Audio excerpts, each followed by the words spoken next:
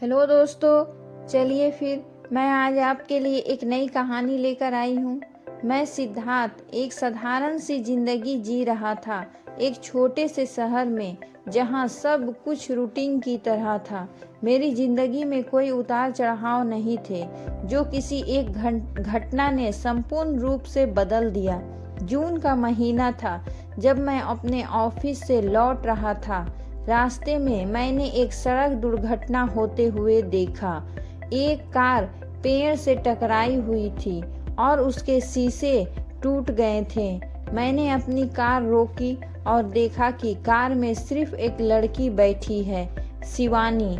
उसकी आंखें ग्रीन थी और वो डरी हुई थी। मैंने उसे बाहर निकालने में मदद की और पूछा, क्या वो ठीक है? उसने हाँ में सिर हिलाया, लेकिन दिखाई दे रहा था कि वो सदमे में थी। मैंने पुलिस को फ़ोन किया और तब तक शिवानी को अपनी कार में बिठाकर उसे चाय पिलाकर संभालने की कोशिश की। उसे शायद बातों में लगाकर उस सदमे से उबरने में मदद मिल सके। मैंने पूछा, क्या आपको कोई चोट लगी है? उसने मुस्कुराते हुए कहा, नहीं, मुझे कोई चोट नहीं लगी है। मुझे याद नहीं कि कैसे ये हादसा हुआ। मैं सिर्फ यहाँ से जाना चाहती हूँ। मैंने पुलिस को घटना स्थल पर देखकर ही अपने घर को प्रस्थान किया। कुछ दिनों बाद मैं सुपरमार्केट में था और अपने हाथों में एक शॉपिंग लिस्ट लिए इधर उधर दौड़ रहा था कि किसी ने पीछे से मेरे बाजू पर हाथ रख दिया। मैंने देखा कि वो शिवानी थी। मुझे पहले तो बहुत अचरज हुआ, फिर मुस्कुराते हुए पूछा, क्या कर रही हो यहाँ? उसने अपनी बड़ी ग्रीन आंखों में एक शरारती चमक के साथ कहा, मैं यहाँ अक्सर शॉपिंग करने आती हूँ। तुम? मैंने कहा, मैं भी यही सोच रहा था कि क्या लूं। बहुत कंफ्यूजन हो रहा है। तुम क्या ले रही हो? उसने मुझे एक ऐसी नज़र से देखा जैसे कोई राज की बात पूछ गई हो। फिर हंसते हुए बोली, ओह, बहुत सारी चीज़ें। मैं न्यू से न्यू चीज़ें ट्राई करना पसंद करती हूँ। तुम भी चलो ना, मैं तुम्हें अच्छी चीज़ें दिखा सकती हूँ। मैंने सोचा क्यों नहीं, और हम दोनों साथ साथ बातें करते हुए दुकान से दुकान जाने लगे। शिवानी बहुत मस्त मौला लड़की थी और उसकी वजह से शॉपिंग, जो मुझे बोरिंग लगती थी, बहुत मज़ेदार हो गई। उसने मुझे नए नए सामान दिखलाए जिनके बारे में मैंने कभी सुना भी नहीं था। हम दोनों ने मिलकर एक के बाद एक नई आइटम्स खरीदे।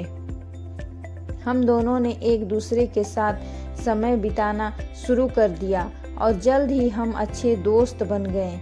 हम एक दूसरे से अपनी ज़िंदगी के बारे में बतियाते और घंटों बातें करते। शिवानी एक कलाकार थी और अपनी पेंटिंग्स बेचती थी। वो बहुत टैलेंट थी और उसकी पेंटिंग्स में एक अलग ही जान थी। मैं उसकी पेंटिंग्स का कायल हुआ, बहुत बड़ा फैन हो गया था। एक दिन शिवानी ने मुझे अपनी एक पेंटिंग दिखाई जो वो अभी पूरी कर रही थी। उसमें एक लड़का और एक लड़की थी जो एक दूसरे के हाथों में हाथ डाले किसी गार्डन में चल रहे थे। मैंने पूछा, क्या ये तुम हो और तुम्हारा कोई स्पेशल फ्रेंड? वो हंस पड़ी और बोली, नहीं, ये तुम हो और मैंने बस एक ट्राई किया था और ये पेंटिंग बन गई। मुझे एक पल के लिए कुछ समझ नहीं आया। फिर मैंने पूछा, क्या मतलब, मैं और तुम? शिवानी ने शरारती स्वर में कहा, हाँ, हम। क्या तुम्हें कोई आपत्ति है? मैं झेप कर रह गया। नहीं, बिल्कुल नहीं, ये तो बहुत अच्छा लग रहा है, लेकिन मुझे ये पता नहीं था कि तुम। उसने मेरी बात को काटते हुए कहा, हाँ, मैं तुम्हें पसंद करती हूँ और ये पेंटिंग हमारी याद के तौर पर बनाई है। मेरा दिल एक पल को भी बहुत खुशी से उछल पड़ा, लेकिन फिर मुझे याद आया कि शिवानी बहुत ही अमीर परिवार से थी और हमारे बीच काफ़ी डिफरेंस था। मैंने शिवानी से अपनी फीलिंग्स के बारे में बताया और कहा कि मुझे भी वो बहुत पसंद है, लेकिन हमारे बीच कई डिफरेंस थे जिन पर हमें बातें करने की ज़रूरत थी। शिवानी ने मेरी बातों को गंभीरता से सुना और कहा कि वो चाहती है कि हम हमेशा साथ रहें। वो चाहती थी कि हम अपनी लाइफ को साथ बिताएं, चाहे कुछ भी हो जाए। हम दोनों ने एक दूसरे का साथ निभाने का वादा किया और फिर हम शादी के बंधन में बंध गए। हमारी शादी एक सपने की तरह थी जो सच हो गया था।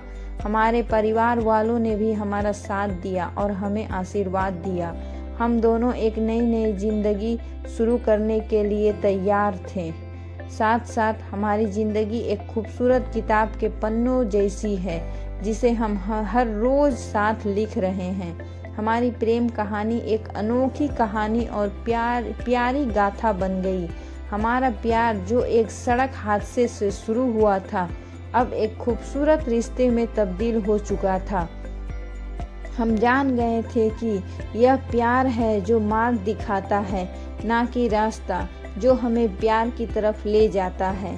दोस्तों, अगर यह कहानी आप लोगों को पसंद आए तो प्लीज़ मेरे चैनल को सब्सक्राइब कर दीजिएगा और लाइक का बटन भी ज़रूर दबा दीजिएगा और एक प्यारा सा कमेंट भी ज़रूर कर दीजिएगा। धन्यवाद।